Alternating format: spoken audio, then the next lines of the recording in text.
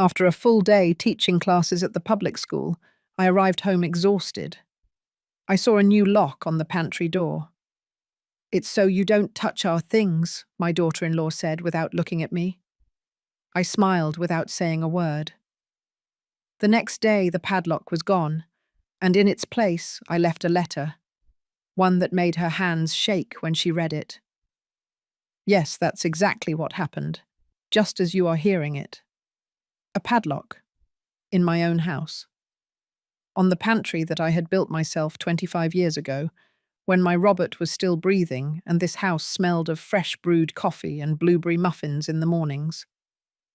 But let me tell you from the beginning, because this story doesn't start with a padlock. It starts much earlier, when I still believed that being a good mother meant giving everything without expecting anything in return. My name is Eleanor. I am 67 years old, and for 42 of those years, I was an elementary school teacher at the Franklin D. Roosevelt School in a district of Chicago. I taught over 800 children to read. I gave them affection when their own homes did not. And I never, ever imagined that my own son would make me feel like an intruder in the place where I raised 3 children and buried a husband. That Tuesday, I arrived tired. My legs ached after standing all afternoon supervising recess. I was 65 then, just about to retire. I came in through the back door, as always, and went straight to the pantry to look for the peanut butter crackers I saved for my afternoon snack. My one little treat after a long day. And there it was. A new, shiny, silver padlock hanging from the door of my pantry, as if it were the most normal thing in the world. I froze. My purse slipped from my shoulder. For a second I thought I was in the wrong house, that I had mistaken the door. But no. There was the cracked tile next to the stove that Robert never got around to changing. There were the pots of basil on the window. It was my kitchen, my house. Then I heard her voice. "Oh, you're here." Victoria entered the kitchen, drying her hands on a dish towel. She was wearing that pink blouse that, according to her, cost $250 at a boutique in Beverly Hills. The same money I spent on groceries for the entire week. "What is this?" I asked, pointing to the lock. My voice came out softer than I would have liked. I still didn't quite understand what I was seeing. She didn't even look up. "Oh, that. Well, Matthew and I bought some things for ourselves. You know, imported products, organic olive oil, that sort of thing. And well, we don't want them to get mixed up with everything else. It's to avoid problems." To avoid problems, as if I were the problem. "But Victoria, this is my pantry, my house." She finally looked at me, and in those brown eyes that once seemed sweet, I only saw coldness. "Oh, Eleanor, don't take it personally. It's just organization. You have your space, we have ours. It's the healthiest thing in a shared living situation, don't you think?" My space, in my own house. I wanted to yell at her. I wanted to rip that padlock off and throw it out the window, as if I were a tolerated tenant. But something inside me, that part that was always the teacher, the one who learned to measure every word before saying it, made me keep quiet. I smiled. "Of course, dear, whatever you say." And I went to my room. I didn't cry that night. I was too furious to cry. I sat on the bed I shared with Robert for 38 years, and for the first time in 3 years, I allowed myself to clearly see what I had been ignoring. My house was no longer mine. It hadn't happened all at once. It was like when mold gets into the walls. You don't see it until it's everywhere. If this story is stirring something inside you, subscribe to the channel, because what comes next, even I didn't see coming. 3 years ago, when Robert died of a heart attack while watering his geraniums, my world fell apart. I didn't just lose my husband. I lost the sound of his footsteps in the morning, the smell of his cologne when he got ready to go out, That way he hugged me from behind while I cooked. The house became a giant echo. Matthew, my youngest son, came to the funeral with Victoria. They had been married for 2 years. He hugged me and said, "Mum, we're not going to leave you alone. We'll move in with you until you're better." "Temporary," he said, "just until I recovered." But temporary turned into a month, then 6, then a year. And suddenly 3 years had passed, and they hadn't just not left. They had taken complete possession. At first it was subtle. Victoria started helping by reorganizing the kitchen. "It's just more practical this way, Mum." The antique serving dishes I inherited from my mother were piled up on the top cabinet where I couldn't reach anymore. My old but good frying pans were replaced by non-stick pots that, according to her, were healthier. Then came the furniture. "That couch is too old, Eleanor. We're going to donate it." And my brown armchair, where Robert read the newspaper every Sunday, disappeared. In its place, they put a modern grey sofa that was nice, yes, but it wasn't mine. The living room became her office. My sewing room was filled with boxes of her things. The dining room where we celebrated every birthday, every Christmas, was now decorated with abstract paintings that I hadn't chosen. And I, like a fool, let it happen. Because I thought it was love, that they were helping me modernize, that this was life with young people. But the padlock was different. The padlock was a message. That night, lying in the dark, I remembered something I told a student years ago. Her name was Lucy, and her older sister treated her badly, took her things, made her feel invisible in her own family. "Lucy," I told her, "never let anyone make you feel less in your own life, not even for love." And I had done exactly that. I looked at the ceiling. The shadows from the street lamp moved like ghosts. And then, for the first time in a long time, I felt something stronger than sadness. I felt anger. And that anger, I would soon discover, was exactly what I needed to wake up. Because what Victoria didn't know is that teachers learn to read between the lines. And I had just perfectly read her message. What she also didn't know was that I also knew how to write. Stay tuned to see what I did with that padlock and what I discovered later on her laptop. The next day, I woke up with a clarity I hadn't had in years, like when you take off dirty glasses and suddenly see all the details you had been ignoring. I got up early, as always. I made my coffee in the old coffee maker they still allowed me to use, because the Italian capsule machine was only for them. I sat in the small space left for me at the breakfast table and began to remember. It wasn't sudden. It was like water eroding stone, drop by drop, until you no longer recognize your own house. I let my mind travel 3 years back, to the day of Robert's funeral. It was unbearably hot for November. St. Patrick's Church was full. Fellow teachers, neighbours, his domino friends, the ladies from the corner store where he bought his cigarettes. Secretly, because I scolded him. Matthew arrived with Victoria. She wore a simple black dress and her hair pulled back. She hugged me gently and said, "Count on me for whatever you need, Mum." Her voice sounded sincere. Or maybe I needed to believe it was. After the burial, when everyone left and the house was left in that dreadful silence that only the recently widowed know, Matthew took my hands. "Mum, you can't stay alone, not now." "I'll be fine, son. Your father taught me to be strong." "I know, but we're going to stay with you for a while anyway, just until you recover. The house is huge, we have plenty of room." Victoria nodded beside him, with that smile that then seemed kind. "It's temporary, Eleanor. A few months at most. Plus, that way we save for the down payment on our own house, and you're not alone. It's perfect for everyone." Perfect for everyone. What a well-wrapped lie. The first few days were good. Victoria cooked, cleaned, accompanied me to teacher meetings when I didn't feel like going alone. Matthew fixed things around the house that had been broken for years: the water heater, the lock on the garden door, the leaks in the bathroom. I felt accompanied, less empty.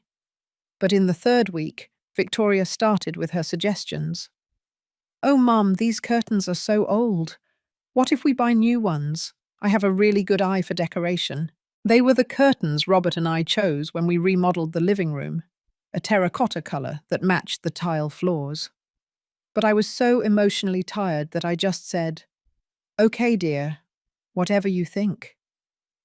A week later, my terracotta curtains were in the trash.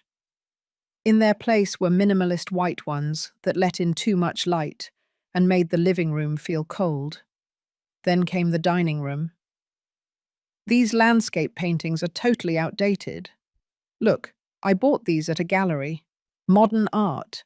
They give it personality." The landscapes were of the California wine country, where Robert and I spent our honeymoon. Every time I looked at them, I remembered us in that small inn, laughing because we had gotten lost looking for a diner. But when I protested timidly, Victoria had already packed them. "Don't worry, I saved them in a box. Maybe you'll want to look at them someday." Someday. As if my own history was optional in my own house. The changes kept coming like waves, each one small, each one with good intentions. My collection of antique serving dishes. They take up too much space. Let's put them upstairs. My potted plants in the garden. They're too messy. I'm going to reorganize them. The bookcase in the living room with Robert's novels. These books are ancient. Should we donate them? And I, still stunned by grief, nodded. Because I thought I was being difficult, old-fashioned, clinging to the past. But the real change came when they started modifying the routines. Before, Sundays were sacred in this house. My two daughters, Chloe and Brittany, would come with my grandchildren. We would prepare turkey, mashed potatoes, whatever we craved. The house would fill with laughter, children running, that beautiful mess that is a family gathered. 3 weeks after moving in with us, Victoria suggested, "What if we just do family dinners every other week? It's just that Matthew and I need to rest on Sundays." Then it was, "What if we make it once a month?" And then we just stopped having them. One Sunday, Chloe arrived without warning with a cake and flowers. Victoria opened the door in pajamas, looking displeased. "Oh, Chloe, we didn't know you were coming. Nothing is prepared. Matthew and I were about to go out." My eldest daughter looked at me. I was in the kitchen, embarrassed, not knowing what to say. "I thought we still did family dinners," Chloe said, her voice tight. "Yes, but now we all live together. We need to coordinate better, don't you think?" Coordinate. As if seeing my own daughter required permission. Chloe left the cake on the table, gave me a cold kiss on the cheek, and left. She didn't return for 2 months. My friends suffered the same fate. My friend Rose, with whom I had coffee every Thursday for 20 years, stopped coming. The last time she arrived, Victoria was doing yoga in the living room with electronic music blasting. "Oh, excuse me, Rose, I didn't know you were coming. It's just that this is my workout time." Rose, uncomfortable among the mats and the incense Victoria had lit, drank her coffee quickly and left. "You should let me know when your friends are coming over," Victoria told me later without looking up from her phone, "so I don't interrupt my things." So she doesn't interrupt her things. In my living room. In my house. Little by little, my social life disappeared, and with it disappeared the witnesses to what was happening. But the worst was yet to come. The worst was when I started to notice that Victoria wasn't just changing the house. She was changing my son.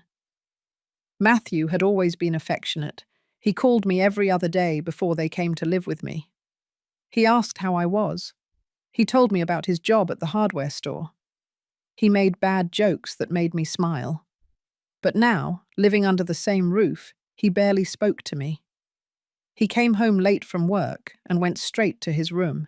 If I tried to ask him about his day, he would respond with one-word answers. Fine, tired. We'll talk later. But that later never came. One night, I heard them arguing in their bedroom. The wall was thin. Your mother asked me if we can go with her to the doctor on Tuesday, Matthew was saying. And what for? She's an adult. She can go alone. Victoria, she's my mother. Exactly, she's your mother, not mine. I have enough to do working and keeping this house in order. I'm not going to be her nurse, too. There was silence. I waited for Matthew to defend me. I waited for him to say something, anything. But he didn't say anything. And in that silence, I understood something terrible. My son was choosing her over me. Not dramatically or cruelly, just with silence, with absence, with that letting her talk without contradicting her. I got into bed trembling, not from cold, but from helpless rage.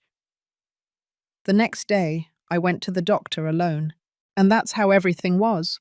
Alone at the market, alone at the parent-teacher meetings, even though I was about to retire, alone in this house full of people that felt increasingly empty.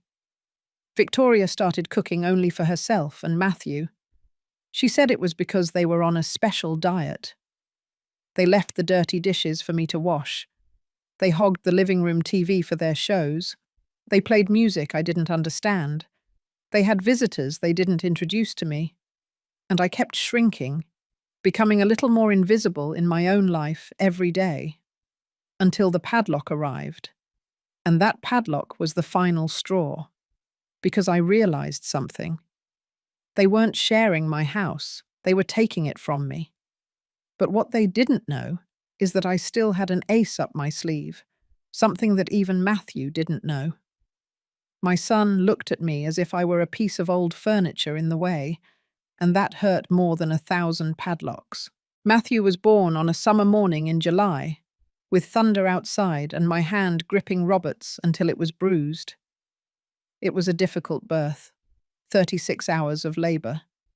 But when I placed him on my chest for the first time, with his eyes barely open and that cry that tore my soul apart, I swore I would protect him from everything. I never imagined that one day I would have to protect myself from him, or rather from his silence. Because Matthew didn't hurt me with shouts or insults. He hurt me by disappearing, by becoming a ghost who lived in my house, but no longer lived with me. It was Wednesday. I remember because on Wednesdays, I got home early from school at 2 o'clock, and I used to find him eating in the kitchen. We would talk about everything, about his work at the hardware store, how things were with his customers, that boss who, according to him, didn't even know how to hammer a nail. But that Wednesday, 3 days after the padlock incident, I arrived, and the house was silent. Victoria wasn't there. Matthew was. I saw him sitting in the living room looking at his cell phone with a frown. "Son," I said from the doorway, "did you already eat? I can make us some chili." He looked up for barely a second. "I'm not hungry, Mum. Thank you." And he went back to his screen. I stood there, my bag still hanging from my shoulder, feeling like I had just talked to a wall. "Are you okay?" "Yes." "Did something happen at work?" "No." "Matthew, look at me." He sighed, that long sigh you use when someone is annoying you. He put his cell phone on the sofa and finally looked at me, but his eyes were empty, as if he saw me but didn't recognize me. "What is it, Mum?" "That's what I'm asking you. We don't talk anymore. You don't tell me anything anymore. You live here, but it's like you're not here." He ran his hand through his hair, that gesture he's made since he was a kid when he was uncomfortable. "It's just that I'm tired. Work is hard. Don't take it personally." "Don't take it personally." the same words Victoria used about the padlock. What about Sunday? Chloe told me you invited her to eat with you, but you didn't tell me. His face changed. He tensed up. It was a last-minute thing. I thought you had plans. What plans would I have? I live here. This is my house. Mum, don't start. Start what? Wanting to talk to my own son? He stood up from the sofa. He no longer looked me in the eyes. Look, Victoria and I are trying to build our lives. We need space. We can't be thinking about, you know, about me. You can't be thinking about me. It's not that. Then what is it? Silence. That damned silence that had become his answer for everything. I have to go out, he finally said. Victoria is waiting for me. And he left, just like that, leaving me with words stuck in my throat and a broken heart. I couldn't sleep that night. I stayed looking at the ceiling, remembering the boy Matthew was, the one who climbed into my bed when he had nightmares, the one who made me drawings in elementary school and proudly taped them to the refrigerator, the one who hugged me tight and said, "When I grow up, I'm going to build you a huge house, Mum, with a yard and everything." Where had that boy gone? The following days were worse. Matthew started avoiding me completely. He left before I woke up. He came back late when I was already in my room, and when we coincided in the kitchen or the hallway, he would look down and quicken his pace, as if I were an uncomfortable stranger. But what finally broke me was what I discovered a week later. It was Saturday morning. Victoria had left early for the hair salon. That weekly routine that, according to her, was indispensable and cost $80 every time. Matthew was in the shower, and I, cleaning the living room as I always did, found a manila envelope forgotten between the sofa cushions. I didn't want to snoop. I really didn't. But the envelope had the bank logo, and it was open. Inside was a statement from my son, and there was also a paper with my handwriting. A letter I had written 2 years ago, when Matthew asked me to borrow money. My hands started to shake when I read it. Mum, I promise I'll pay you back the $180,000 as soon as we get the loan approved. It's for the down payment on our house. Victoria and I already found one in the suburbs, perfect for starting out. I swear on Dad's memory that I will pay you back. I love you, Matthew. $180,000. The savings that Robert and I put together for years for our retirement. The money I was saving for emergencies, so I wouldn't be a burden to anyone in my old age. I lent it to him because he was my son, because I trusted him, because he told me it was for their house. But according to the bank statement I held in my hands, dated just 1 month ago, there was no house. There was a charge of $320,000 for a premium auto dealership. A car. They had bought a luxury car with my money and the bank loan, and they never told me anything. I felt the floor moving. I sat down on the sofa because my legs couldn't hold me anymore. I read the statement over and over, looking for an error, some explanation that wasn't the obvious one. But there was no error. My son had lied to me. He had used me. He had taken my life savings and spent them on a whim to please his wife. I heard the shower turn off, Matthew's footsteps approaching. I quickly put the papers back in the envelope and left it where it was. When he came out, with wet hair and a towel around his neck, he looked surprised. "Oh, you're here." "Yes, I was cleaning."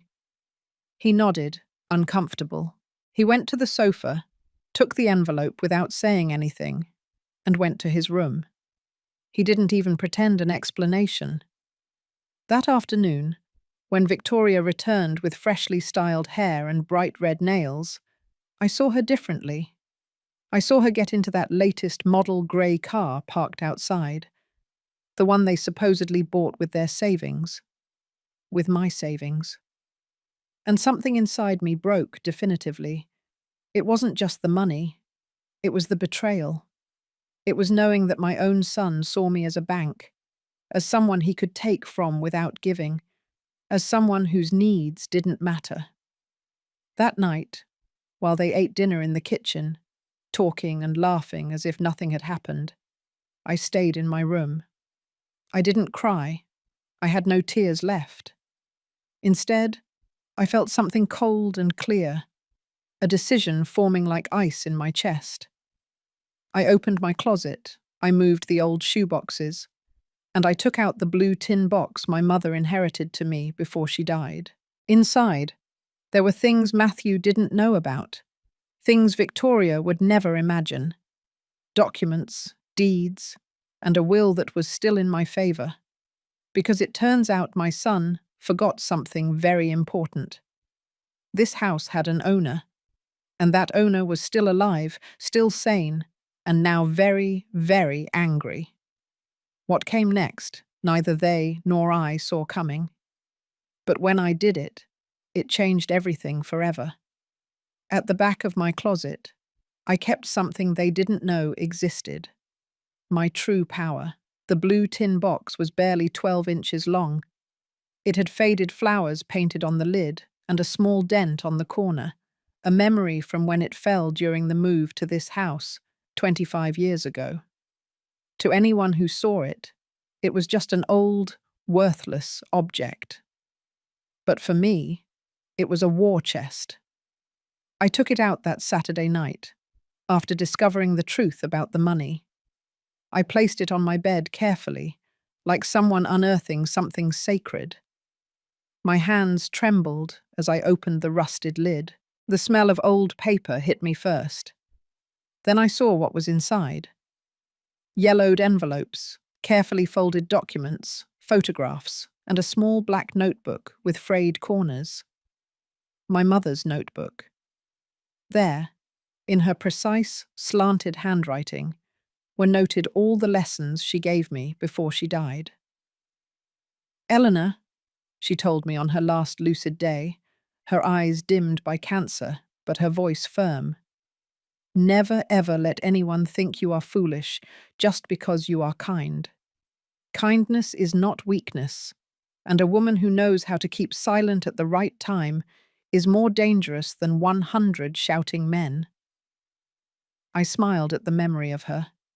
My mother had been a teacher too, and she taught me that information is power. I took out the first document, the house deed, original, sealed, notarized. In my name. Eleanor Monica Salazar, widow of Guzman.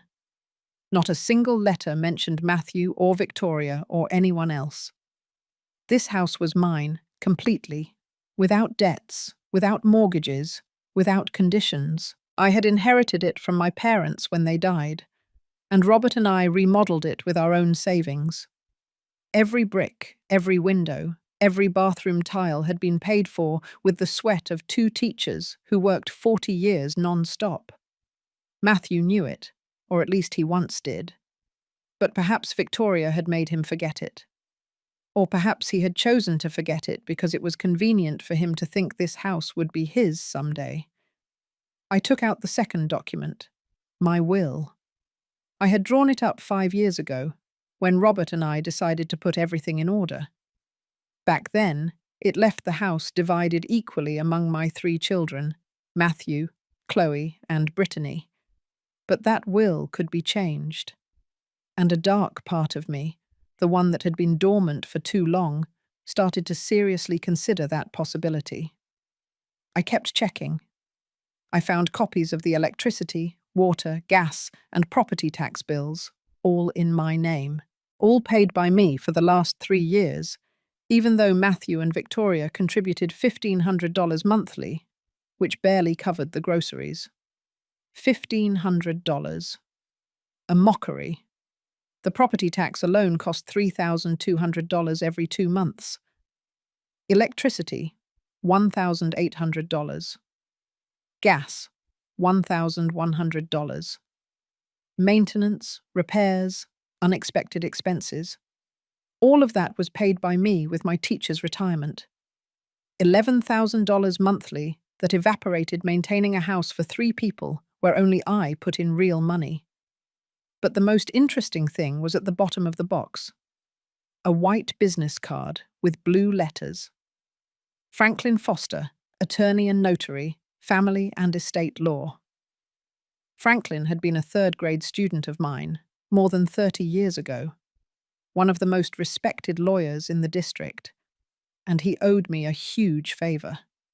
I had convinced his mother not to take him out of school when she wanted to put him to work. "Teacher Eleanor," he had told me at Robert's funeral, squeezing my hand tightly, "anything you need, anything at all, just look me up. You changed my life." I looked at the card. Then I looked at the documents. And then, for the first time in weeks, I felt something that wasn't sadness or rage. I felt control.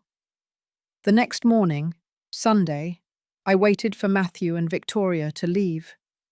They had arranged to go to brunch with her parents, another one of those gatherings to which I was never invited. As soon as I heard the car drive away, I took my cell phone and dialed Franklin's number. He answered on the 3rd ring. "Teacher Eleanor?"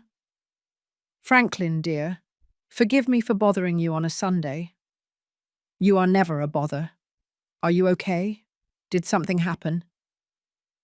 The genuine concern in his voice almost made me cry. It had been so long since someone truly worried about me. "I need your help. I need to review some documents and maybe, just maybe, make some changes." There was a pause. "Changes to your will?" "Among other things." "Can I ask what's going on?" And then, sitting there on my bed with the blue box open in front of me, I told him everything. The padlock, the humiliations, the $180,000, the way my own house had become a prison where I was the intruder. Franklin listened without interrupting. When I finished, his silence was different. It wasn't discomfort. It was someone calculating, thinking, planning. "Teacher, do you have proof of all this?" "I have receipts. I have the bank statement I found. I have text messages where Matthew promised to pay me back the money." "And is the house completely in your name?" "Completely, no debts, nothing." "Perfect." His voice sounded firmer. "Then this is what we're going to do." For the next hour, Franklin explained a plan to me. It wasn't revenge. It was protection. It was setting legal boundaries that Victoria and Matthew couldn't break. First, update my will with a different notary, one they didn't know. Leave everything to my daughters, with a special clause stating that Matthew could only inherit if he paid me back the $180,000 before my death. If he didn't, his share would be divided between Chloe and Brittany. Second, make a notarized inventory of all my belongings inside the house. Furniture, appliances, jewelry, everything, to make it clear what was mine and what was theirs. Third, prepare a legal ultimatum. If they didn't start paying a fair rent, calculated at $500 monthly, which was cheap for a house that size, or didn't move out within 3 months, I could initiate an eviction process. "But Franklin," I said, my voice shaky, "he's my son." "I know, teacher, and that's why I'm giving him options that aren't throwing him out on the street tomorrow. But you have to protect yourself. What they are doing to you is not love, it's abuse." That word hit me like cold water. Abuse. Was it that? Could it be called abuse when it came from your own son? "Think about it," Franklin continued. "But don't take too long. The more time passes, the harder it will be to get your house and your peace back." We hung up. I remained sitting on the bed, surrounded by papers, feeling like I had just crossed an invisible line. But the line had already been crossed, only not by me. I put everything back in the blue box. I hid it in the back of the closet, behind the winter boxes that no one touched. When Matthew and Victoria returned that afternoon, they found me in the kitchen, preparing chicken soup, as always, like the harmless old lady they thought I was. "Smells good," Matthew said, surprised to see me cooking. "I thought we were supposed to be dieting," Victoria added in a sharp tone. I smiled. That smile I had perfected in 40 years of dealing with difficult parents. "It's just for me. You two do your own thing." Victoria blinked, confused by my neutral tone. Matthew looked at me with something that almost seemed like guilt, but neither of them said anything, and I continued stirring my soup, calm, while in my mind the pieces were already moving on a board they didn't even know existed. Because I had learned something important.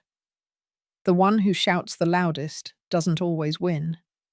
Sometimes the one who knows how to wait in silence wins, with a teacher's patience and a surgeon's precision. And I had waited long enough. But before taking the next step, something happened that almost ruined everything. Something that made me question whether I truly knew the people I lived with. That day, in front of the whole family, they treated me as if I were nothing. But I let them talk, because every word was a rope with which they were hanging themselves. It was Matthew's birthday, 35 years old. Before, these dates were sacred in our family. Robert would wake up early to hang streamers. I would bake his favourite cake. Strawberry shortcake. Chloe and Brittany would arrive with gifts wrapped in shiny paper and hugs that lasted forever. But this year was different. "I'm going to organise something small," Victoria told me 2 weeks earlier, while painting her nails in the living room. "Just us and my family. Something intimate." "What about the girls?" I asked, referring to my daughters.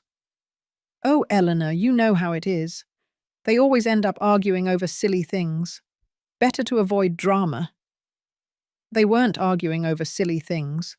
They were arguing because Victoria treated them with the same disdain she showed me. But Matthew never defended them. "What about the food?" I tried again. "I can make the turkey and mashed potatoes that Matthew likes, or some lasagna." "Don't worry. I'm going to cater everything. You just relax." Relax. As if I were a guest in my own house, on my own son's birthday. The day arrived, Saturday, April 23rd, sticky mid-year heat. From early on, Victoria began transforming the house. She took down the paintings I had discreetly rehung. She put up modern centerpieces with artificial flowers. She changed the tablecloths for minimalist grey ones that, according to her, matched the decor. I watched her from the kitchen doorway, invisible, while she ordered and organized in my house as if it were hers. "Matthew, move that chair. No, not there. More toward the corner. Perfect." My son obeyed without a word, moving furniture back and forth, sweating in a white t-shirt. "Do you need help?" I offered. Victoria didn't even turn around. "No, we're almost done." "Oh, yes. You could go to your room while we set up. It's just that we're going to use the living room and we don't want anything to get in the way." Anything to get in the way. Or anyone. I went to my room like a punished child. I closed the door and sat on the bed, feeling the heat rising up my neck, the humiliation, the contained rage. But I stayed quiet. I took my cell phone from the nightstand and put it on silent mode. I left it on my dresser, strategically propped against a book, with the camera pointing toward the slightly open door. I started recording. If my years of teaching had taught me anything, it was this. When someone is hurting you, document it. Words are forgotten, witnesses change their story, but a video doesn't lie. At 6 o'clock, the guests started to arrive. First came Victoria's parents, Mr. Jack and Mrs. Patricia. Yes, that was her name. And believe me, the name fit her perfectly for how unbearable she was. Mrs. Patricia entered wearing a floral dress and expensive sunglasses, carrying a cake from a fancy bakery. She looked at the living room with a critical eye, as if evaluating whether everything was up to her standards. "Oh, honey, you did a great job. Your good taste shows." Your good taste, in my house, with my furniture pushed into the corners. Then came Victoria's sister, Michelle, with her husband and their two spoiled children, who immediately started running around the house, shouting like animals. One of them knocked over my African violet plant. No one said anything. They didn't even pick it up. I stood in the hallway, dressed in my Sunday blouse and pearl earrings, waiting for someone to greet me. No one did. Victoria walked past me as if I were part of the wall. Mr. Jack looked at me sideways and nodded his head, but didn't say a word. Mrs. Patricia outright ignored me. Matthew? Matthew was too busy opening bottles of wine and playing music. I sat in the corner chair, the one they had pushed next to the bookcase, and watched. The dining table was full of food I hadn't cooked. Sushi, fine cuts of meat, gourmet salads, bottles of wine that cost more than $50 each, artisan bread, French desserts, all paid for with money they supposedly didn't have, the same money that justified why they couldn't pay me a fair rent. "Cheers to my son," Victoria shouted, raising her glass. "To his 35th birthday, and may this be the start of our best time together." Our best time. As if I hadn't been there for his first 35 years. As if I hadn't birthed him, raised him, educated him, supported him when he didn't have a job, consoled him when his girlfriends left him. Everyone toasted, the glasses clinked, laughter filled the room, and no one, absolutely no one, toasted to me. Then Mrs. Patricia, with 3 glasses of wine in her and that condescending tone people who think they are superior use, dropped the bomb. "Oh, Victoria, it's so good that you two are so patient. Not everyone can stand living with their mother-in-law, right?" She laughed that fake laugh that made my skin crawl. "You must be very grateful to them. Not all modern children sacrifice themselves like this, taking care of their parents instead of abandoning them somewhere. Sacrifice, taking care, as if I were the burden." Victoria smiled, looking down with false modesty. "Oh, Mom, she does what she can. It's hard at her age, right? But we manage, with patience." Mom. That word that had sounded affectionate the first few months and was now poison wrapped in honey. "The thing is," Michelle continued, pouring herself more wine, "I tell my husband that when his mother is old, there's no way she's coming to live with us. Straight to the nursing home. It's the healthiest thing for everyone." Laughter erupted. Matthew smiled uncomfortably, but he didn't say anything. Nothing. Mr. Jack added his 2 cents. "Well, I think it's fine to help up to a point, but there comes a time when old people have to understand that their cycle is over and let the young people live." The old people. They talked about me as if I weren't there, as if I were an object that eventually needed to be gotten rid of. Mrs. Patricia looked directly at me for the first time all night. "Right, Eleanor.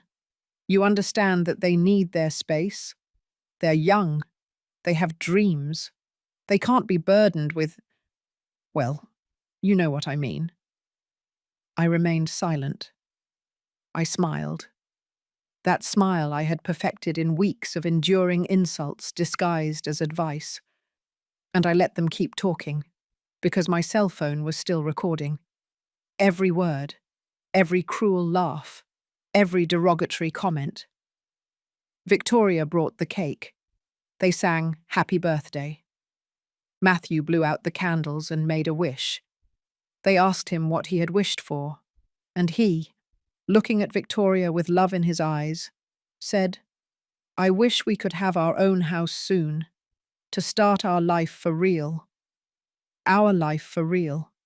As if these 3 years had been a lie. As if I were a temporary obstacle." I got up from my chair. My legs were trembling, but I kept my back straight.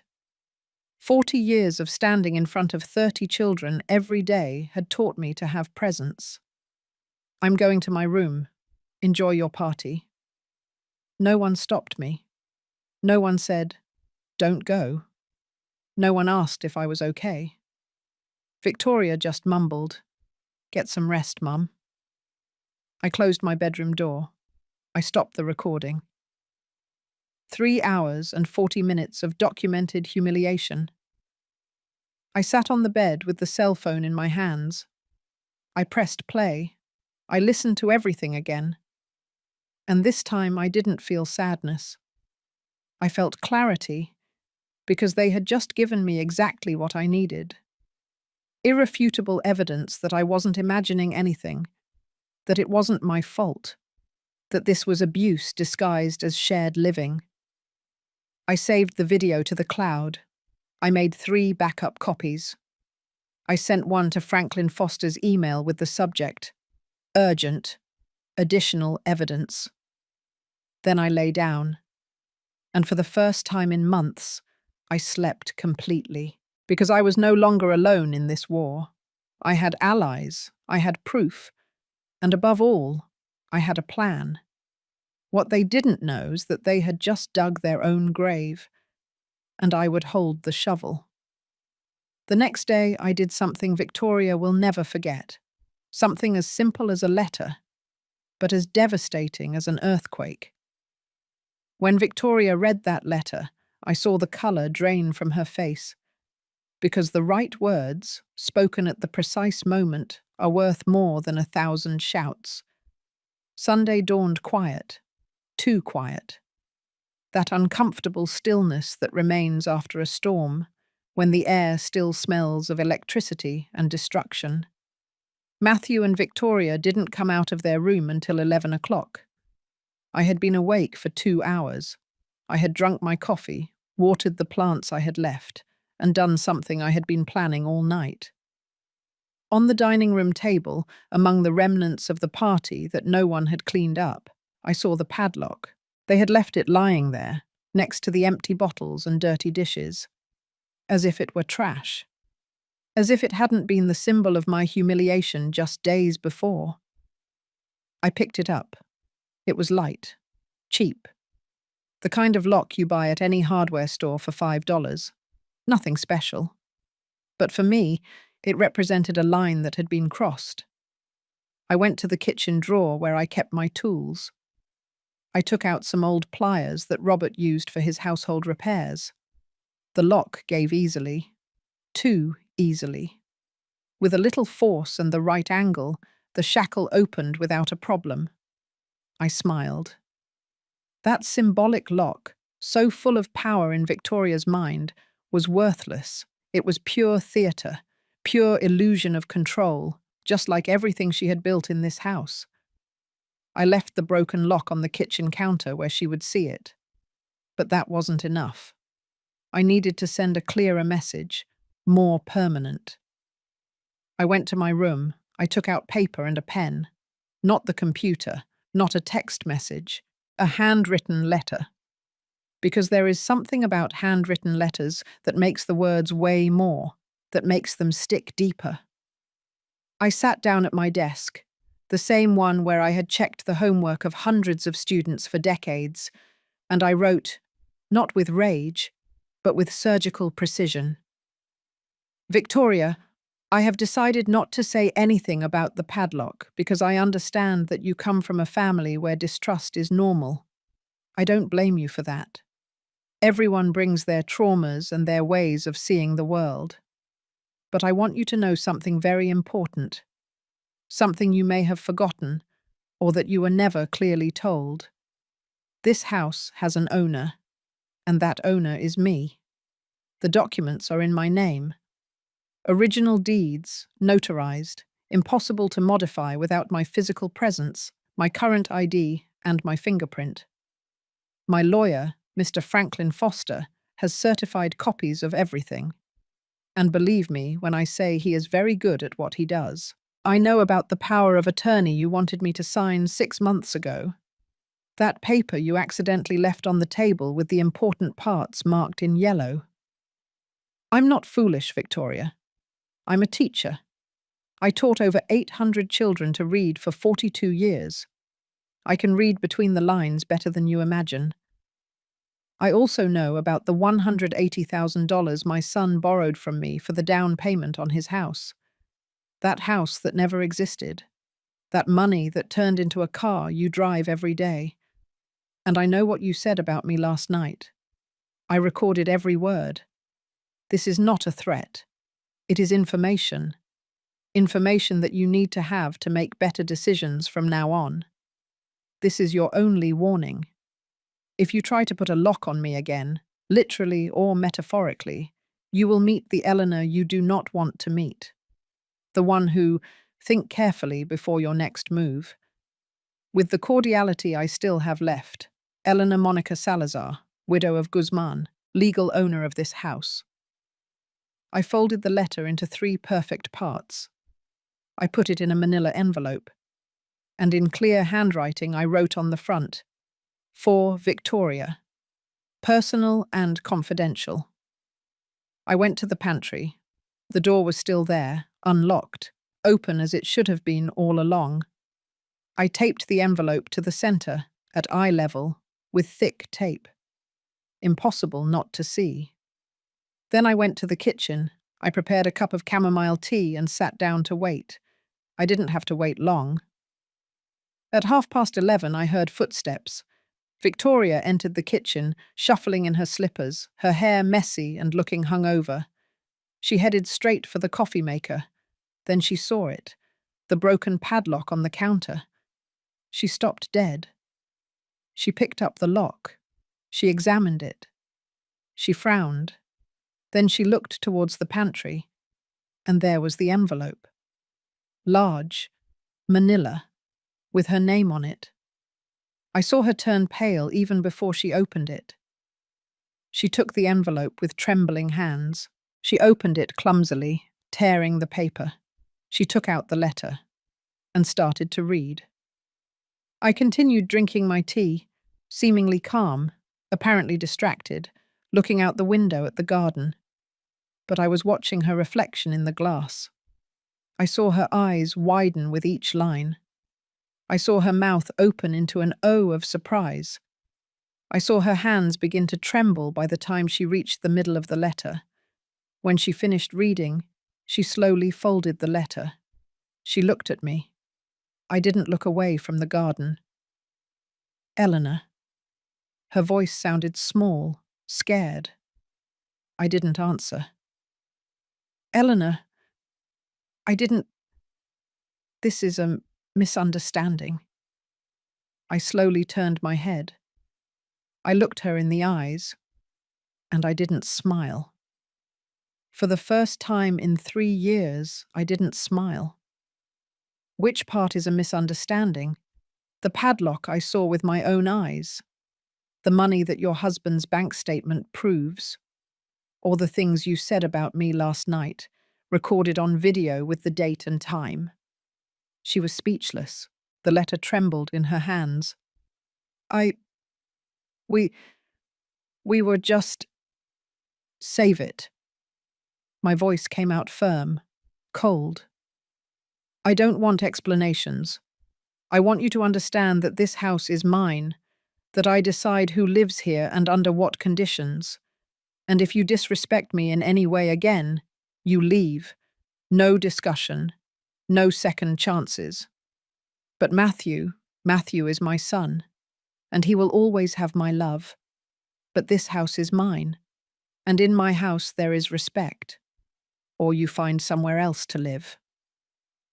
The silence that followed was dense, heavy, electric. Victoria pressed the letter against her chest. For a moment, I thought she was going to cry, or scream, or make one of those dramatic scenes she was so fond of. But she didn't do any of that. She just nodded, barely, almost imperceptibly, and she went to her room without saying a word. I heard the door close, then muffled voices, Matthew asking what was wrong, Victoria crying, explaining, maybe exaggerating. I didn't care. For the first time in years, I felt like I was recovering something. Not all of my house, not all of my life, but a small, vital piece of my dignity. I finished my tea, I washed my cup, and I went for a walk in the neighborhood park, where no one knew me, where no one judged me, where I could breathe without feeling like the air was being rationed. When I returned 2 hours later, the manila envelope had disappeared from the pantry. The broken padlock was still on the counter, but now there was a note next to it, in Matthew's handwriting. "Mum, we need to talk." I took the note, I crumpled it in my fist, and I smiled. Because finally, after 3 years of silence, my son wanted to talk. And I had a lot to say. That conversation changed everything, but not in the way I expected. They thought I was scared, but I was just waiting for the perfect moment. Matthew's note stayed on the counter for 2 days. 2 full days where none of the three of us spoke beyond the strictly necessary. Good morning. Good night. Do you need the bathroom? Nothing else. The house became a minefield, where every step had to be measured, where every door closing sounded like a gunshot, where the silence was so dense it could almost be cut with a knife. Victoria avoided my gaze. When we coincided in the kitchen, she took what she needed and left quickly, like a scared mouse. She no longer played music loudly. She no longer reorganized my things without permission. She no longer made hurtful comments disguised as jokes. For the first time in 3 years, there was fear in her eyes when she saw me. And I won't lie, a dark part of me enjoyed that fear. But I knew this was temporary, that the initial fear would turn into resentment. That resentment would turn into strategy. That Victoria was not one to give up easily. So I didn't give up either. I started documenting everything. Everything. I bought a new notebook at the corner stationery store. Green with a spiral. On the first page, I wrote Household Expense Log, April 2025, and started jotting down every dollar that left my pocket. Electricity, $184.70. Water, $63.40. Gas, $112. Property tax, $320. Groceries, $450. Internet, $59.90. Phone, $25. Total monthly I paid, $1,215. Matthew and Victoria's contribution, $150. The numbers didn't lie. I was subsidizing their lives with over $1,000 monthly. And that's not counting the space, the furniture, the appliances, the use of the car they sometimes took without asking permission. But the numbers weren't enough. I needed more. I started recording conversations. Not all the time, only when there was something important. My cell phone was always in my apron pocket, in record mode, discreet. Like that Thursday afternoon when I heard Victoria talking on the phone on the patio. She thought I had gone out. She didn't know I had come back for my sweater. "No, Mum. I'm not exaggerating. She's become unbearable. Now she's acting like a vigilante, as if she were the owner of—" She paused. Someone said something to her on the other end. "Well, yes, she is the legal owner. But after everything we've done for her, right? We've been taking care of her, putting up with her old lady quirks for 3 years. Taking care of her. Putting up with. Old lady." I saved the recording with the date and time. I also started making copies of everything. Receipts, statements, messages. I kept them in a yellow folder that I hid at my friend Rose's house. "Are you okay, Eleanor?" she asked me while we had coffee in her kitchen, worried about the dark circles under my eyes. "You look different." "I'm getting ready," I simply told her, "for something big." I didn't tell her everything. Not yet. but I left her the folder with clear instructions. If something happens to me, you give this to Franklin Foster. He'll know what to do. Rose squeezed my hand, scared. Don't say that. Nothing is going to happen to you. I know, but it's always better to be prepared. Meanwhile, at home, I continued my act. I started feigning mild dementia, strategic forgetfulness, calculated confusion. "Oh, I already ate," I would ask at dinner, even though I had eaten perfectly 2 hours earlier. "What day is today?" I would murmur, looking at the calendar with a frown. "Where did I leave my glasses?" I would search all over the living room when they were hanging around my neck.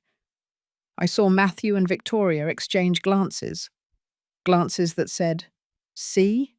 It's starting. She's losing it. Perfect. Let them think that." Because while they thought I was confused and weak, I was moving pieces on a board they couldn't see. I called Franklin 3 times that week. "I want to change my will," I told him in the first call. "Are you sure, teacher?" "Completely." In the second call, I asked him to research if it was legal to record conversations in my own house.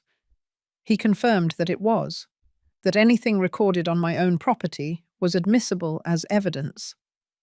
In the third call, I told him about my plan. "It's risky," Franklin warned me. "But if you're determined, I support you.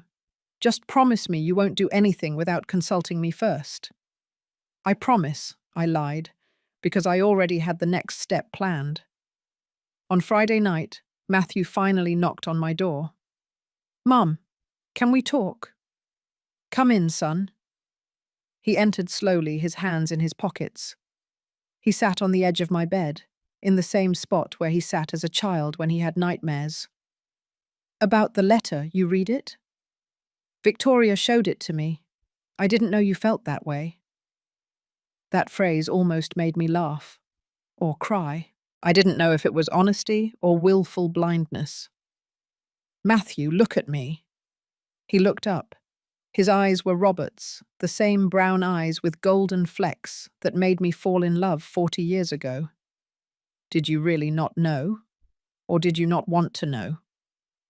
He remained silent. And in that silence, I found my answer. "The $180,000, he began. "I don't want to talk about that now. But, Mum, I will pay you back. I swear, it's just that—" "Matthew," my voice came out firm, "I didn't come into this world to be paid back. I came to be respected. And in my own house, I don't feel respected. Do you understand the difference?" He nodded slowly. His eyes were glassy. "I'm sorry." "I know, but I'm sorry isn't enough. I need to see changes, real changes." "What do you want me to do?" And there it was, the question I had been waiting for. "I want you to let me live in peace in my house. I want your wife to treat me with basic respect, and I want you to start contributing fairly to the expenses or find your own place." He stood up abruptly. "Are you kicking us out?" "No. I'm giving you options.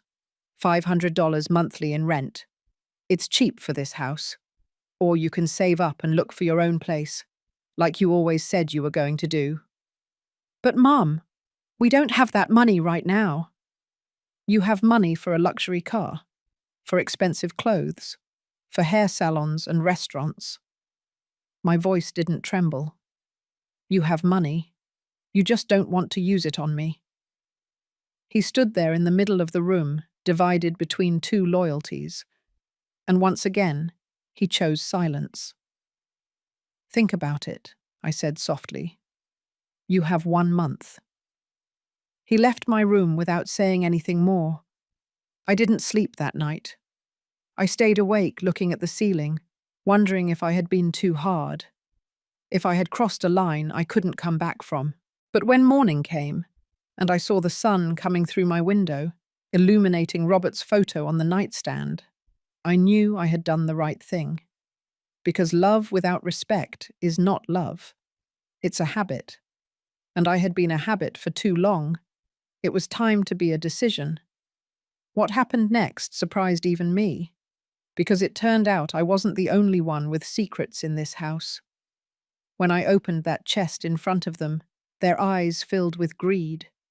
They didn't know it was a trap. The 1-month deadline I gave Matthew passed like sand through my fingers. 30 days where the tension in the house was so thick you could almost chew it. Victoria continued to avoid me, but I noticed something different in her gaze when she thought I wasn't looking.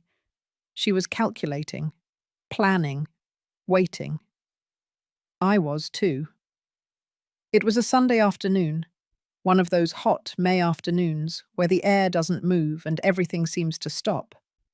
I was in my room, reorganizing my summer closet. I took out old boxes, dresses I no longer wore, shoes saved from Robert's time. And then accidentally I left my bedroom door ajar. Just as Victoria was walking down the hallway, I heard her footsteps stop. Then, that held breath of someone who is seeing something they shouldn't be seeing but can't look away. In my hands, I held the burgundy velvet chest. It was beautiful, I have to admit. It was about 16 inches long and 10 inches wide. The velvet was worn at the corners, but it retained that dark red, almost blood colour, that gave it an air of antiquity and mystery. It had golden engravings on the lid, intertwined initials that were barely distinguishable anymore. It had belonged to my maternal grandmother. It passed to my mother, and then to me. Inside, I kept the family jewels. There weren't many. We weren't rich. But every piece had a story. It had weight. It had sentimental and economic value. I opened the chest slowly, like someone uncovering a treasure, knowing perfectly well that Victoria was watching me from the hallway.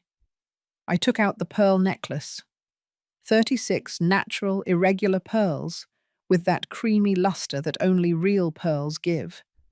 Robert had given it to me on our 20th anniversary. He had saved for 2 years to buy it. Then, the gold earrings with emeralds. Small, discreet, but genuine. An inheritance from my grandmother, who received them from her own mother during the Great Depression. The Art Deco brooch, made of silver and onyx. A piece from the 1930s that my mother wore on special occasions and was worth, according to the last appraisal I had 10 years ago, around $2,500. And finally, the ring. The engagement ring Robert gave me under a jacaranda tree in Central Park. White gold with a small but brilliant diamond, surrounded by tiny sapphires. I put them on my bed, one by one, admiring them under the light coming through the window. And then, as if I had just noticed her presence, I turned towards the door. "Oh, Victoria, I didn't see you there." She took a step forward, her eyes fixed on the jewels. She wasn't even pretending to be discreet anymore. "Is that real?" I smiled, that proud grandmother smile showing her treasures. "Yes, dear. They are family heirlooms. They've been with us for generations." I took the pearl necklace and let it run through my fingers. This necklace is almost 50 years old. The pearls are natural, see? Not like the ones nowadays that are all cultured and uniform. Victoria moved closer, mesmerized. "Can I—" She held out her hand. I gave her the necklace. She took it with exaggerated care, like someone holding something invaluable, which it truly was. "It's beautiful," she murmured. Her eyes shone in a way that reminded me of a child in front of a candy store display. "It must be worth a lot." "Well, I've never sold it. But yes, I suppose so." The old appraisal said that, altogether, there was about $20,000 worth. But that was 10 years ago. Who knows now? I saw her swallow, how her fingers caressed the pearls with reverence mixed with avarice. "And this will someday belong to To Matthew, I completed the sentence. Well, to you both. For when I'm gone, of course. They are for the family. Something changed in her expression. A light came on in her eyes. A dangerous light that I knew very well because I had seen it in parents when they discovered that a teacher had something they wanted. "Where do you keep something so valuable?" she asked, trying to sound casual. "Right here, in my closet. I've always kept it here. Although lately I've been thinking that maybe I should put it in a safety deposit box. You know, just in case." "Yes, it would be safer," she said quickly. "I can help you take it to the bank if you want." I'd bet anything she did. "Oh dear, how kind. Yes, maybe one of these days we'll do it together." I gently took the necklace from her and put everything back in the chest.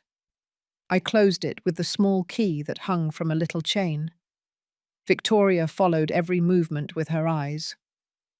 "Well, I'll let you rest," she finally said, but her feet didn't move. She kept looking at the chest as if she wanted to imprint it on her memory. When she finally left, I waited 5 minutes. Then I casually walked out of my room and past the living room. Victoria was on the sofa with her cell phone, but she wasn't watching videos or social media. She was on Google. I read the searches on her screen from the reflection in the hallway mirror. Natural pearl necklace price. Antique jewelry value US. Family heirloom jewelry, who inherits? I smiled to myself and kept walking. For the next few days, Victoria completely changed. She was suddenly kind, soliciting. She asked if I needed help with groceries. She offered to make me tea. She even tried to cook something special for me, even though it tasted horrible. "Eleanor," she said to me one Wednesday afternoon, her voice sweet as poisoned honey. "Have you thought about the bank thing? I have time tomorrow. We can go together to open the safety deposit box." "Oh yes, but I don't know. I'm afraid they'll ask for a lot of paperwork." "Don't worry. I'll help you with everything. I can even put my name on the box too. So if something happens to you, we'll have access. You know, for Matthew's sake." There was the real motive. "What a great idea," I said, feigning innocence. "Let me think about it." But I didn't think about it. Instead, I called Franklin. "She took the bait," I told him on the phone that night, locked in my bathroom with the water running so they wouldn't hear me. "Are you sure about this, teacher? It's a risk." "I know, but I need her to show her true intentions. And this is perfect. Do you want me to prepare the documents?" "Yes, but with the clause we discussed."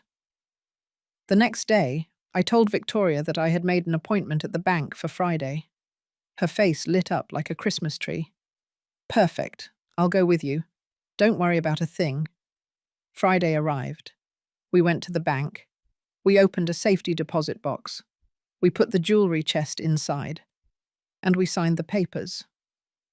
What Victoria didn't know, because she didn't read the fine print that the executive explained quickly and she signed without paying attention, was that the box required 2 keys to open. One I had. The other was held by Franklin Foster, with very specific legal instructions. It could only be opened if I died of natural causes, certified by doctors, and after a full notarial review of my last wishes. If something happened to me, suspiciously, the box would automatically be frozen, and its contents would go into a legal investigation. Victoria technically had access to the box. Her name was on the papers, but she couldn't open it without me. And if I died, she couldn't open it either without going through a legal process that would expose any irregularity. It was the perfect trap. We left the bank. Victoria was happy, believing she had won something, that she had secured her future. She didn't know that she had just signed her own sentence, because I wasn't just protecting myself from her. I was protecting myself from any convenient accident that might befall me. And above all, I was creating evidence of her true character. Evidence that I would soon need. What happened next was so fast that even I wasn't prepared. Because Victoria made a mistake that changed everything. It was a Saturday morning when everything exploded, and I made sure there were witnesses. The calm after the bank visit lasted exactly 12 days. 12 days where Victoria acted like the perfect daughter-in-law. She asked about my health. She offered to take me to the doctor. She even gave me a wool shawl so you don't get cold at night. I accepted everything with smiles and thanks. But inside, I was preparing, because I knew this was the eye of the hurricane. That deceptive stillness before everything unleashes with fury. And I was right. On Thursday night, while feigning sleep, I heard voices in Matthew and Victoria's room. They were arguing, low but loud enough for me to catch isolated words. It can't go on like this. The house should be ours. She's old. How much longer? The notary said we can. My heart raced. I silently got out of bed, barefoot, and placed my cell phone in record mode against the wall we shared. The app Franklin had recommended amplified the sound. What I heard chilled my blood. My cousin works at a nursing home, Victoria was saying. He says that with a doctor's certificate that she can no longer care for herself, we can admit her, and then the house would be free. I don't know, Victoria. She's my mum. So what? She's been in the way for years. Look at us, Matthew. We can't have children because we live with your mother. We can't start our lives. This house should be ours since your dad died. But legally, there are ways. My uncle is a lawyer. He says that with a power of attorney and a diagnosis of senile dementia, we can take control of her assets. And you've seen how she's been lately. She forgets things. She confuses days. Even the doctor could certify that she's not well. I felt nauseous, not because of what they were planning, but because of how well my acting had worked. Too well. I don't know if I can do that. The mother is careful, but not scandalized, not outraged, as a son defending his mother should be. Oh, Matthew, don't be a coward. It's for our own good, for our future. Besides, she'll be cared for at the nursing home. It's better for everyone. The silence that followed was worse than any word, because it meant Matthew was considering it. My own son was considering locking me up to take my house. I saved the recording. I sent it to the cloud, to 3 different emails, and then I knew the moment had come. I couldn't wait any longer. On Friday morning, I called my 2 daughters. Chloe, Brittany, I need you to come to the house tomorrow. Both of you, at 10 o'clock in the morning. It's urgent. Are you okay, Mum? Chloe asked, alarmed. Yes, but I need you to be here and bring your husbands. It's important. Then I called Franklin. It's time. Are you sure? Completely. Prepare everything we discussed. The complete documentation. All of it. And I need you to come tomorrow at 10, with the notary if possible. Understood, teacher. Finally, I called my friend Rose. I need you to be here tomorrow as a witness and bring your fully charged cell phone. What are you going to do, Eleanor? I'm going to take my life back. Saturday dawned clear. One of those days where the sky is so blue it hurts to look at it. I got up early. I put on my best blouse, the blue one with white flowers that Robert gave me for our last anniversary. I put on my pearl earrings. I carefully styled my hair. If this was going to be a battle, I would enter like a queen. At 9:30, they started to arrive. First Chloe with her husband, Robert, my eldest daughter, with that worried look she hadn't lost since she was a child. Mum, what's going on? Wait until everyone is here, dear. Then Brittany with her husband, Jack, and my 2 grandchildren, Sebastian and Lucy. The children ran to hug me. Grandma, we haven't seen you in forever. I know, my loves, I know. Rose arrived promptly with a bag of donuts that she left on the dining room table. And finally, Franklin Foster with his leather briefcase and an older gentleman in a suit who he introduced as Notary Miller. Matthew and Victoria were in the kitchen having breakfast. When they saw so many people enter, their faces transformed. "What is this?" Victoria asked, standing up.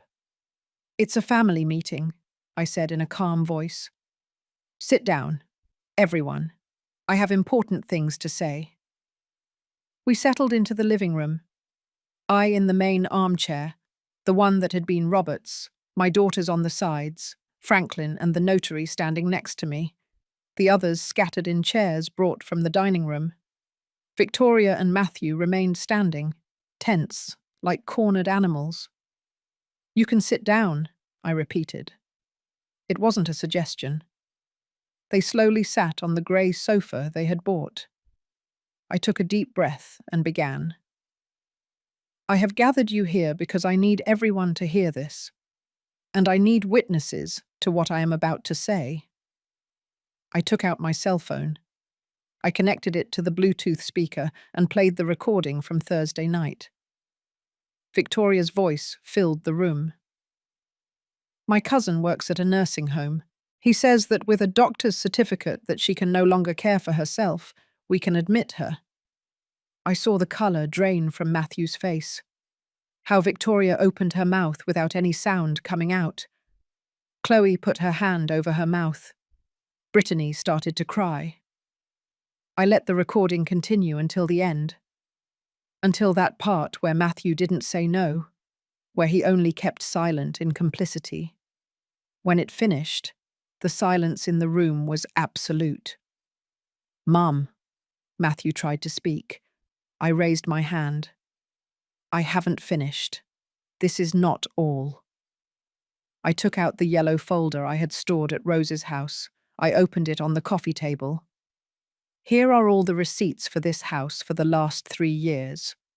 Electricity, water, gas, property tax, maintenance, everything paid by me, with my $1,100 monthly retirement."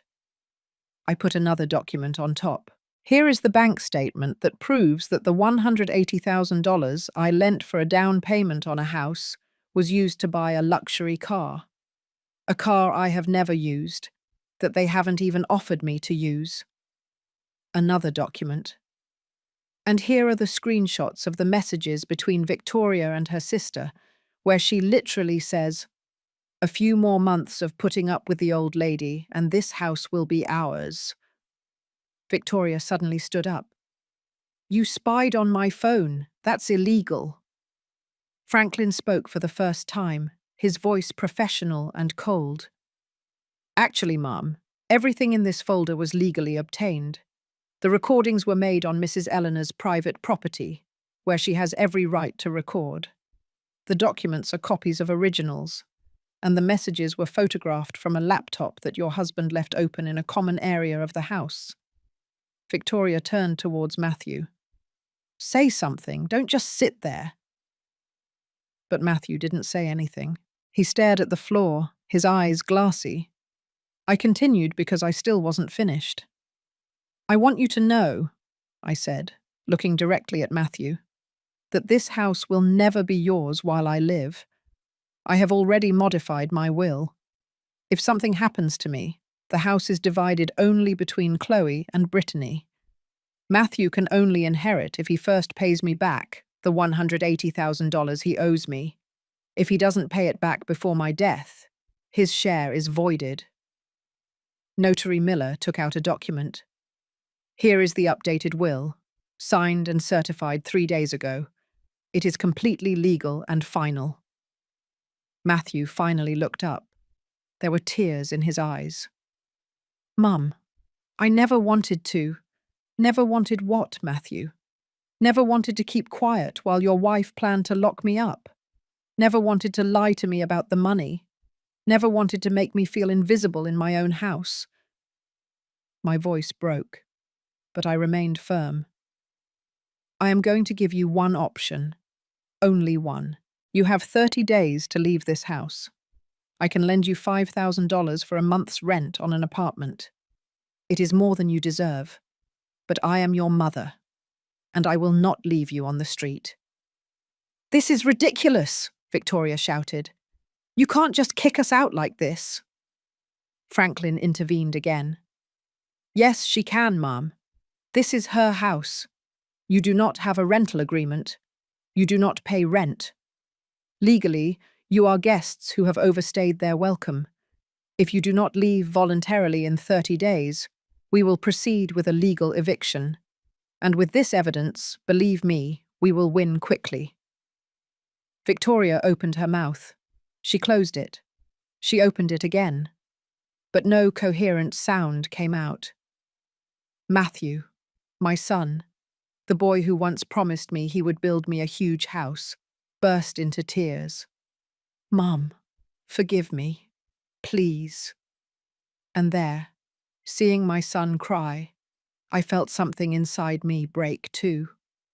But there was no turning back. What they didn't understand was simple. Love is not begged for. It is earned, and it is lost. And they had lost it a long time ago. Now I was just recovering what was always mine, my dignity. What happened in those 30 days was something I will never forget, for better or for worse. I gave them one last chance, to leave with dignity or to leave with shame. They chose, but it was too late for pride. The 30 days that followed that meeting were the strangest of my life. The house became a divided space, as if an invisible line separated enemy territories. They in their room, I in mine, and in the middle, a silence so heavy it hurt to breathe it. Victoria never spoke to me again, not once. When we coincided in the kitchen, she took what she needed and left like the devil was after her. Her eyes shot daggers of hatred at me every time she saw me. She no longer feigned kindness. There were no more masks. And in a twisted way, that gave me peace. Because finally we were being honest. But Matthew was different. My son became a ghost who wandered the house with slumped shoulders and a lost look. He lost weight. He stopped taking care of himself. Sometimes I found him sitting in the garden, staring at Robert's plants without really seeing anything. One afternoon, 11 days after the meeting, he knocked on my door. "Mum, can I come in?" I was embroidering a tablecloth, that activity that always calmed my nerves. I put down the needle. "Come in." He entered slowly, as if afraid of breaking something. He stood in the middle of the room, his hands in his pockets. "I want you to know that we already found an apartment, in the suburbs. It has 2 bedrooms. It's fine." "I'm glad." He nodded, but he didn't leave. There was something else he wanted to say and didn't know how. "Mum, I never wanted things to come to this." I put the embroidery on my lap. I looked him directly in the eyes, those eyes of Robert's that once looked at me with childish adoration. But they didn't they? "Yes," his voice broke. "And it's my fault. Not Victoria's. Mine. Because I failed you. I let everything happen. I kept quiet when I should have defended you." I felt something in my chest loosen, just a little. "Why, Matthew? Why did you do this to me?" He sat on the floor, right there, like when he was a child and came to confess that he had broken something or gotten a bad grade. Tears rolled down his cheeks uncontrollably. "Because I was scared of losing her. Victoria has always been intense, demanding, and I thought that if I didn't do what she wanted, she would leave me, like the others." He wiped his face with his sleeve. "I know it sounds pathetic. I know it's not an excuse, but it's the truth." "And me? Weren't you afraid of losing me? I thought you would always be there." that mothers always forgive, that I could do whatever, and you would still love me. The brutal honesty of that confession hit me like a stone, because he was right. I had allowed it. I had allowed him to believe that my love was unconditional to the point of self-destruction, that he could hurt me without consequences. A mother's love is great, Matthew, but it is not infinite. It has limits, and you crossed all of mine. He sobbed, hard, like a child who finally understands that actions have real consequences. Will you ever be able to forgive me? That question floated in the air between us. The truth is, I didn't know the answer. Not yet. I don't know, son. But I know this. Forgiveness doesn't erase what happened. And even if I forgive you someday, things will never be the same. Because I changed. And you will also have to change if you want to recover something of what you lost. He stayed sitting there, on my bedroom floor, crying like I hadn't seen him cry since he was 8 years old and fell off his bicycle. And I let him cry, because those tears were necessary. They were part of his learning. The following days were filled with boxes and moving. Matthew and Victoria packed their things with mechanical movements. I stayed in my room most of the time, letting the process happen without my presence. Chloe and Brittany came to help me organize the house afterward. We removed the grey furniture. We took the old furniture, the ones with history, out of storage. We put the terracotta curtains back up. We hung the California landscape paintings. "Are you okay, Mum?" Brittany asked me, while we hung the family photos Victoria had taken down. "I'm sad," I admitted, "but I'm also at peace. For the first time in years, I'm at peace." On the 29th day, one day before the deadline, a moving truck arrived.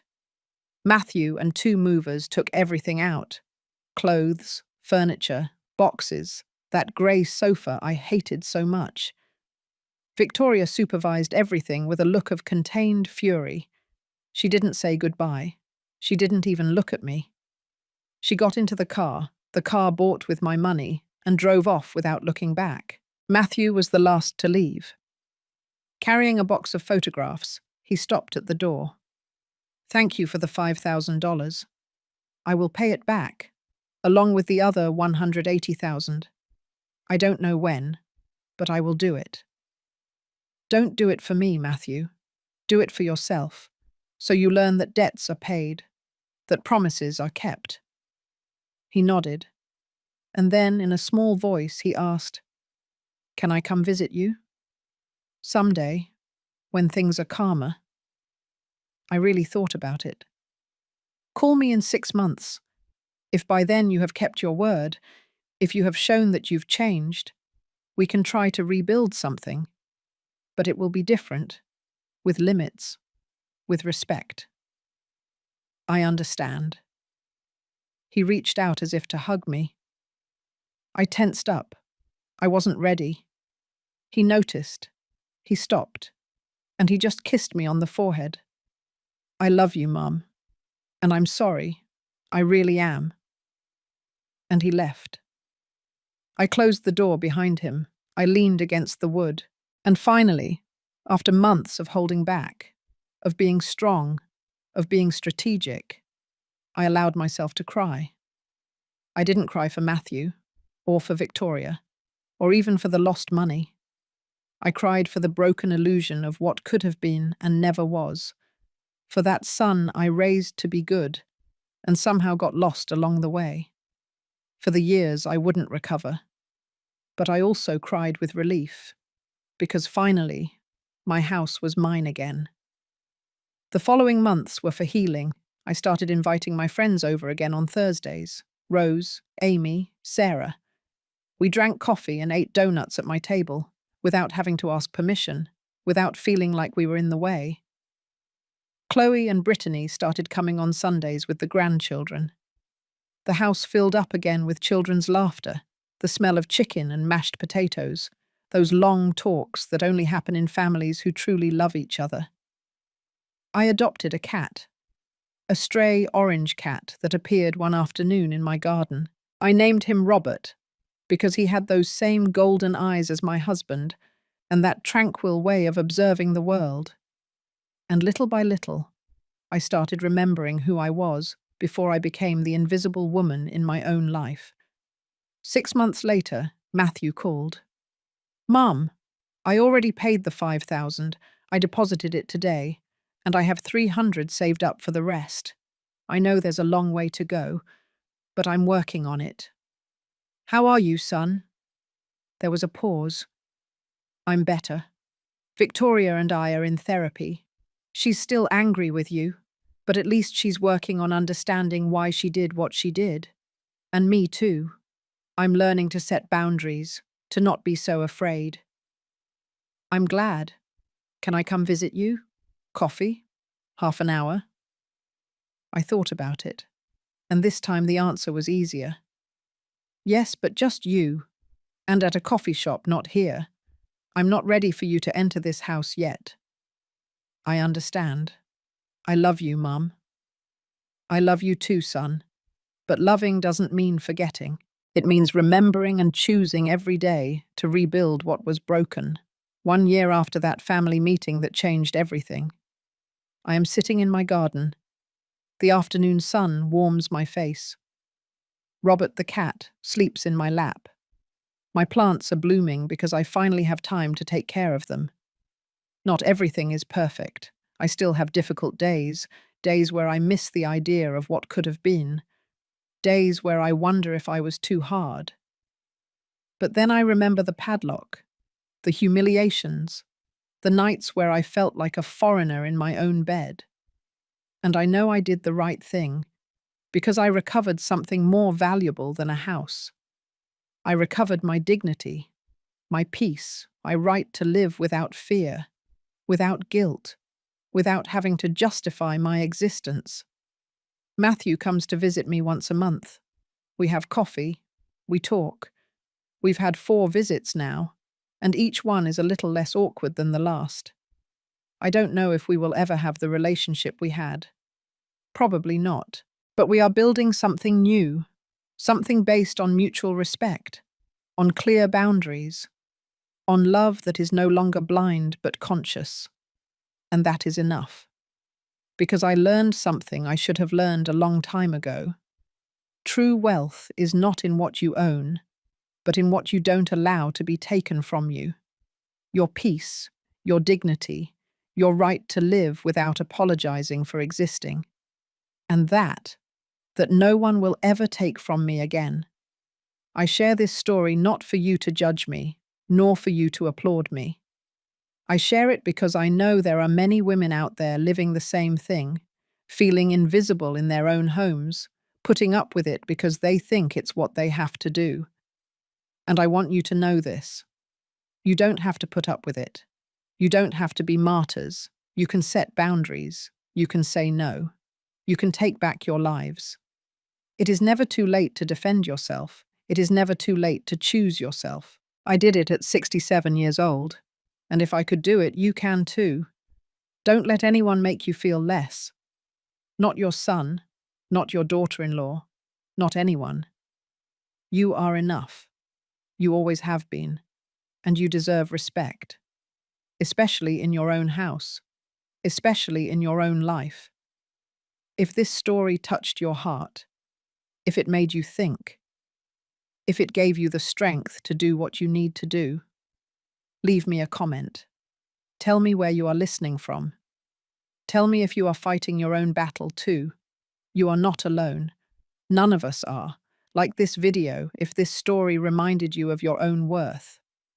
Subscribe to keep hearing stories of women who decided to stop being invisible. Because our voices matter, our stories matter. And as long as there is someone willing to tell them, there will be hope for all the others. With love and respect, Eleanor. The end.